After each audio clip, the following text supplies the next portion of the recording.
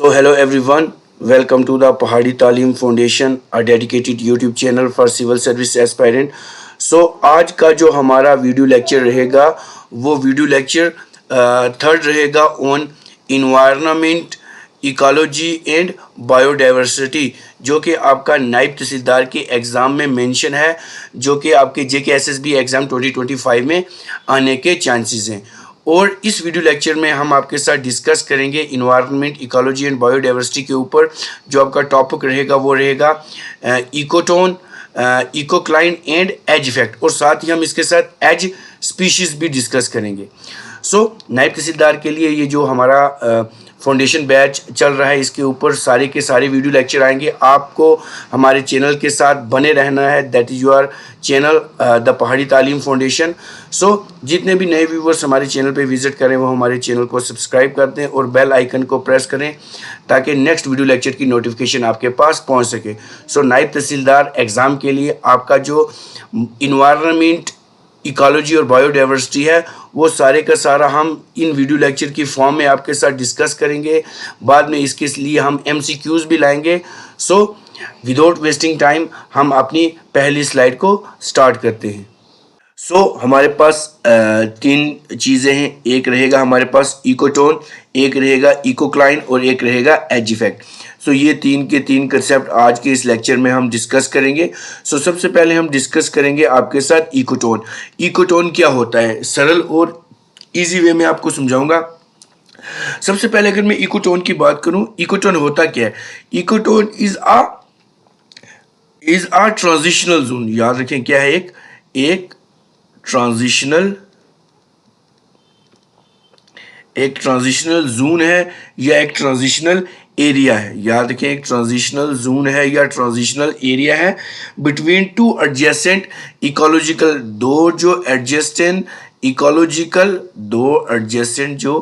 Ecological communities होती हैं उसके बीच होता है। Or ecosystem acting as a boundary zone where they मर्ज।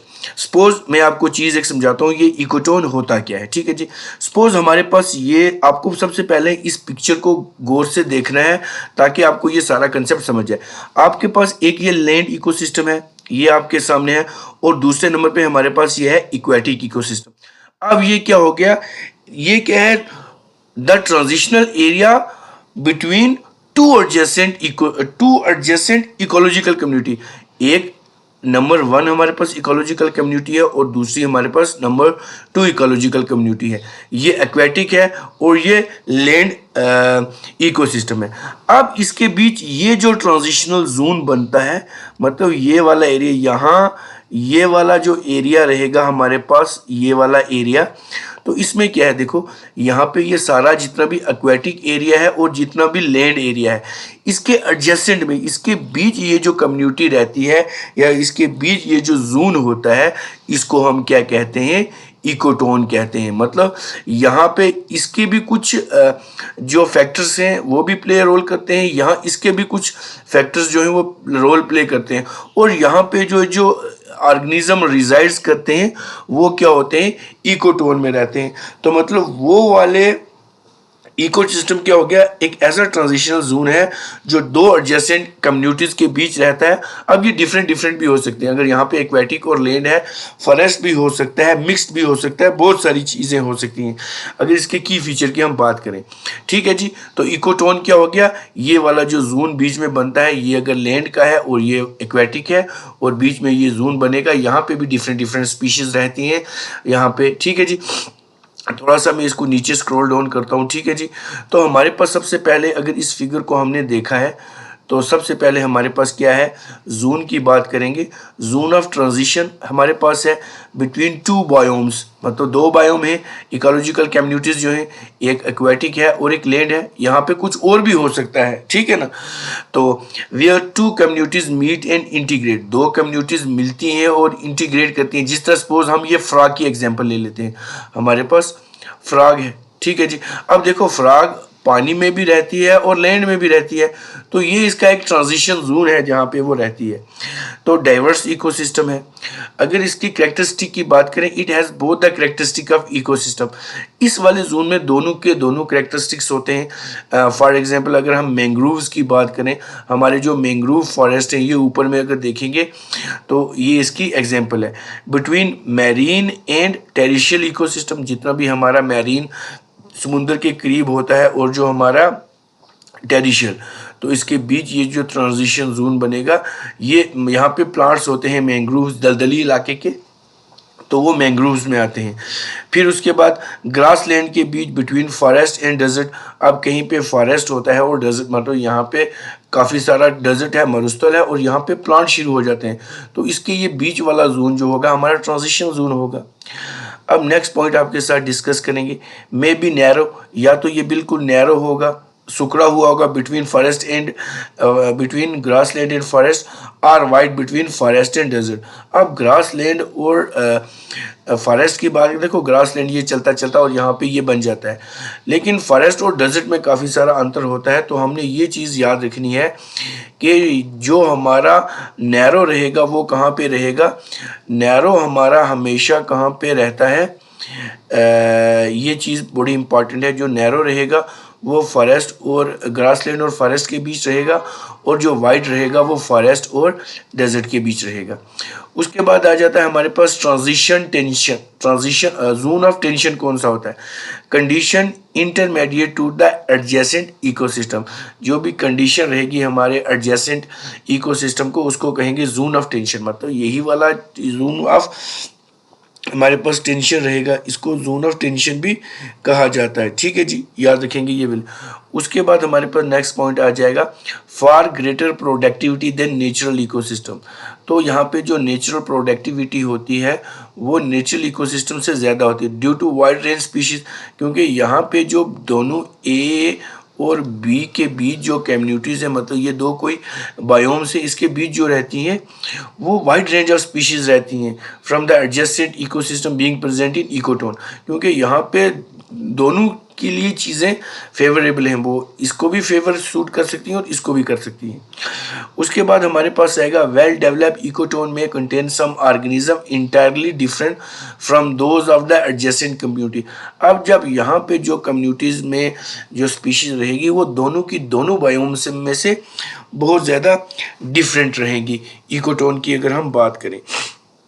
ठीक है जी, इकोटोन की अगर हम बात करते हैं तो ये दोनों की दोनों बहुत ज़्यादा अलग रहेंगी स्पीशीज़ में से। अब थोड़ी से कुछ और पॉइंट है जो मैं आपके साथ डिस्कस कर लेता हूँ। अगर हम इकोटोन की बात करें तो इसके पास हमारे पास कुछ की कैरेक्टरिस्टिक्स भी हैं, कुछ की कैरेक्टरिस्टिक्स या कुछ की फीचर्स भी हैं। अब वो क्या है, सबसे पहले हमारे पास आ जाता है ट्रांजिशन जोन। सबसे पहले हमारे पास आ जाता है ट्रांजिशन जोन, याद रखेंगे। अब क्या होता है, ये वो वाला रीजन होता है, it is a region of change not a sharp line where the ecosystem gradually blend. उसके बाद आ जाता है मिक्स्ड कंडीशन होती हैं, यहाँ पे बहुत ज़्यादा मिक्स्ड कंडीशंस होती हैं अगर इसके कैरेक्टरिस्टिक की बात करें। फिर हमारे पास इंक्रीज्ड बायोडाइवर्सिटी होती है, इंक्रीज्ड बायोडाइवर्सिटी। यहाँ पे जो बायोडाइवर्सिटी होगी वो इंक्रीज होगी, क्योंकि दोनों की दोनों जो ट्रांजिशन जोन होंगे, जो एडजेसेंट इकोसिस्टम या बायोम कहेंगे हम, वो दोनों को फेवरेबल जो है वो सूटेबल इन्वायरमेंट प्रोवाइड करेंगे। फिर अगर मैं नेक्स्ट बात करूँगा तो हमारे पास होगा पोटेंशियल। इनके पास एक ऐसा पोटेंशियल होता है, पोटेंशियल फॉर यूनिक स्पीशीज़, क्योंकि यहाँ पे दोनों की दोनों अगर पोटेंशियल है तो यूनिक स्पीशीज़ हमारे पास रहेंगी, ये है। फिर उसके बाद और भी बहुत सारी इंपॉर्टेंट है, बायोडाइवर्सिटी है इसके पास, इकोलॉजिकल रेसिलेंस है, कंजर्वेशन है, बहुत सारी चीज़ें इसमें हमारे इकोटोन्स में आ सकती हैं, इकोटोन में आने के चांसेस भी होते हैं। तो ये पॉइंट है। अब चलते हैं हम नेक्स्ट पॉइंट के ऊपर, थोड़ा सा ऊपर स्क्रॉल कर लेते हैं ताकि हमारे पास इकोटोन तो सबको समझ आ गया, मुझे सारे जो लाइव चैट है उसमें बताएंगे। अब उसके बाद हमारे पास नेक्स्ट पॉइंट आ जाता है, हमारे पास नेक्स्ट पॉइंट आ जाता है कौन सा, इकोक्लाइन। क्या आ जाता है हमारे पास, थोड़ा सा मैं इसको यहाँ से ये स्क्रॉल कर लेता हूँ। फिर हमारे पास आ जाएगा एक कंसेप्ट है जिसको हम क्या कहेंगे, इकोक्लाइन। ये वाला कंसेप्ट भी बहुत ज़्यादा इम्पॉर्टेंट है आपके एग्जामिनेशन पॉइंट ऑफ व्यू से, क्योंकि ये अब इकोक्लाइन क्या होता है? Ecocline the zone of gradual but continuous change from one ecosystem to another. क्या होता है? एक जोन होता है जो कि होता है जोन ऑफ ग्रेजुअल, मतलब ग्रेजुअली कभी कभी चेंज होता है लेकिन कंटिन्यूसली कभी चेंज नहीं होता from one ecosystem to another. या इसको हम ऐसे भी कह सकते हैं, एन इकोक्लाइन, हमारे पास जो इकोक्लाइन होता है, an ecocline is a zone, an ecocline is a zone where ecosystem where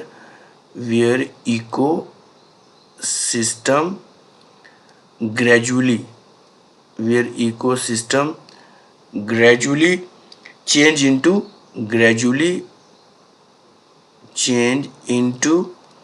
another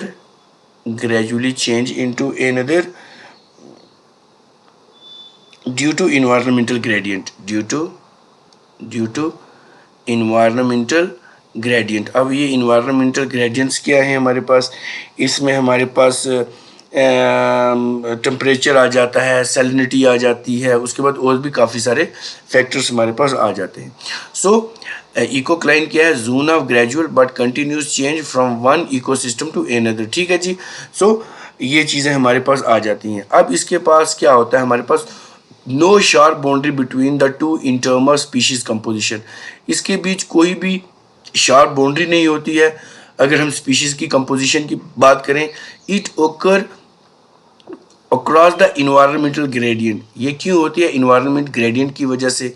gradual change in biotic factors, abiotic factor जितने भी नॉन लिविंग फैक्टर्स हैं हमारे साथ, चाहे अगर एल्टीट्यूड की बात करें, टेम्परेचर की बात करें, सैलिनिटी की बात करें, डेप्थ की बात करें, और भी बहुत सारी चीज़ें हैं। सो ये हमारे पास इकोक्लाइन आ जाता है। सो इकोक्लाइन क्या होता है? It represent a continuous transition. ये क्या करेगा? कंटिन्यूस ट्रांजिशन जो होगी हमारे पास, कंटिन्यूस जो ट्रांजिशन होगी वो शो करेगा, rather than distinct edge or boundary. ये बाउंड्री और एज के साथ नहीं करेगा। ठीक है जी। ये हमारे पास आ जाता है। इतना इम्पोर्टेंट कंसेप्ट है हमारे पास कि ये सारे का सारा आपको मतलब डिफरेंट पॉइंट में तो आपको पूछेगा एग्जामिनर, लेकिन हमें ये भी आना चाहिए कंसेप्ट साथ साथ। ठीक है जी। तो ग्रेजुअल क्या हो जाता है? चेंज होता रहता है हमारा ये जो जितना भी सिस्टमेटिकल अरेंजमेंट इसका रहता है। सपोज हम अगर इसके बारे में कुछ और चीज़ें मैं डिस्कस करूँ आपके साथ। सो इकोक्लाइन क्या होता है?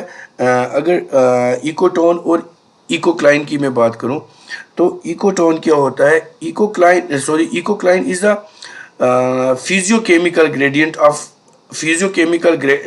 होता है। ये क्या होता है हमारे पास फिजियोकेमिकल ग्रेडियंट है हमारे पास। ये ऐसे भी पूछेंगे, फिजियोकेमिकल ग्रेडियंट पूछेंगे। ऑफ अ कैरेक्टरिस्टिक्स और हमारे पास जितना भी स्पीशीज़ होती हैं या स्पेसिफिक ज्योग्राफिकल रेंज के बारे में बात करें तो उसके साथ ये हमारे पास एसोसिएट करती हैं। तो ये चीज़ें हमें आनी चाहिए, एग्जामिनेशन पॉइंट ऑफ व्यू से बहुत ज़्यादा इंपॉर्टेंट रहती हैं। ठीक है। इकोटोन क्या है? इकोक्लाइन क्या है? एज इफेक्ट क्या है? अगर हम ग्रेजुअल चेंज की बात करें, अगर इसी के हम इस पॉइंट को ले लेते हैं, जोन ऑफ ग्रेजुअल, तो ग्रेजुअल में क्या आएगा? Unlike in ecotone which is a distincting boundary. अब मतलब इकोटोन है ए और बी, यहाँ पे इसके पास एक मतलब एक डिस्टिंक्ट बाउंड्री है दो इकोसिस्टम के बाद, लेकिन in ecocline represent gradual continuous change in environmental condition and species composition. एक हमारे पास ये आ जाएगा ग्रेजुअल चेंज, दूसरा हमारे पास इन्वायरमेंटल ग्रेडियंट आ जाएगा। उसके बाद अगर इसकी मैं एग्जाम्पल की बात करूँ, तो हमारे पास क्या आएगा? सपोज अ वेटलैंड ट्रांजिशनल इनटू फॉरेस्ट। एक वेटलैंड है हमारे पास, वेटलैंड है, और प्लस दूसरा हमारे पास क्या है? वेटलैंड हमारे पास आ गया, ट्रांजिशनिंग इनटू फॉरेस्ट। अब ये वेटलैंड जो है ये forest is an example of ecocline where water level and soil composition gradually change leading to change in the plant and animal life में आ जाता है। तो ये हमारे पास इकोक्लाइन बन जाता है। अब चलते हैं हम अपने नेक्स्ट के ऊपर पॉइंट के ऊपर। हमारे पास नेक्स्ट पॉइंट जो रहेगा वो क्या रहेगा, ये भी बहुत ज़्यादा इम्पॉर्टेंट है। तो हमारे पास ये रहेगा edge effect and edge species. Edge effect and edge species हमारे पास रहेगा। अब अब हम आपके साथ डिस्कस करेंगे what is edge effect and edge species. तो सबसे पहले अगर मैं बात करूं एज इफेक्ट की, पहले ये पॉइंट डिस्कस कर लेते हैं। The appearance of diverse ecological characteristics, मतलब जितना भी डाइवर्स मतलब डिफरेंट डिफरेंट किस्म का इकोलॉजिकल करेक्टरिस्टिक्स होंगे। A number of species and population density, जितने भी नंबर होंगे स्पीशीज़ के और पॉपुलेशन की जितनी भी डेंसिटी होगी in an ecosystem compare to either community is term edge effect. इसको हम क्या कहेंगे, एज इफेक्ट कहेंगे। ठीक है जी। अगर हम इसको और इजी वे में कहें, एज इफेक्ट क्या होता है, the greater number of landscape element, vegetation होगी, कम्प्लेक्सिटी होगी और mixed ecosystem characteristic result in greater diversity and biodiversity along with ecotone. तो ये हमारे पास क्या आ जाता है, एज इफेक्ट में आ जाता है। ठीक है जी। एज इफेक्ट में आ जाता है। अब edge EDGE edge, EFFECT effect. तो एज इफेक्ट को मतलब तीनों चीज़ें, इकोटोन, इकोक्लाइन और एज इफेक्ट। तो चलो मैं यहाँ पे एक थोड़ी सी डायग्राम बना लेता हूँ। सपोज ये एक डाइवर्सिटी है और एक ये डाइवर्सिटी है। अब यहाँ पे ये कुछ स्पीशीज़ हैं और यहाँ पे ये कुछ स्पीशीज़ हैं।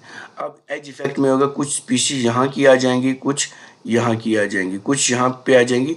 तो ये हमारे पास क्या बनेगा, एज इफेक्ट बनेगा। ठीक है जी, क्या बनेगा, एज इफेक्ट बनेगा हमारे पास। अब इतनी चीज़ हमें पता लग गई कि एज इफेक्ट क्या होता है। ठीक है जी। मतलब क्या हो गया सिंपल वे में, एज इफेक्ट हमारे पास अब इसके वेट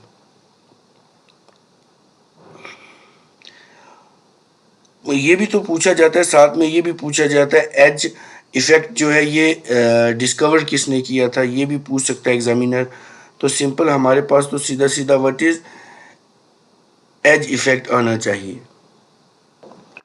तो सीधे सीधे वे में हमारे पास आ गया एज इफेक्ट डिस्क्राइब। क्या चीज़ ये डिस्क्राइब कर रहा है हमें, क्या चीज़ ये हमें डिस्क्राइब कर रहा है। So edge effect describe the change in the population communities. Population और कम्युनिटीज़ में ये जो चेंजिंग आ रही है उसके या स्ट्रक्चर में area that occur at a boundary, इस इन दोनों बाउंड्रीज के बीच जितना भी आ रहा है are between the two different habitat, या दो डिफरेंट हैबिटेट के बीच जो आ रहा है, तो ये हमारा एज इफेक्ट की श्रेणी में आता है। ठीक है जी। So edge effect are change in population or community structure that occur at the boundary of a two और अ मोर हैबिटेट, तो इसको हम कहेंगे एज इफेक्ट। अब आ जाएगा the species that primarily are most abundantly in this zone is called edge species. अब जो स्पीशीज होगी जो यहाँ पे प्राइमरली पहले आएगी या बहुत ज़्यादा टाइम पे रहेगी, तो वो हमारा एज स्पीशीज में आ जाता है। फॉर एग्जांपल अगर हम टेरिशियल इकोसिस्टम की बात करें, लैंड इकोसिस्टम की बात करें, the edge effect is specially applicable to bird. तो ये बर्ड में एप्लीकेबल रहेगा। The density of bird is greater in the ecotone between the forest and desert. Forest और डेजर्ट के इकोटोन में जो स्पीशीज होती हैं वो ज़्यादा रहती हैं। अगर बर्ड की बात करें, हम परिंदों की अगर बात करें, तो ये तीनों के तीनों कंसेप्ट थे, बड़े छोटे और शॉर्ट कंसेप्ट थे, इकोटोन, इकोक्लाइन और एज इफेक्ट और एज स्पीशीज़।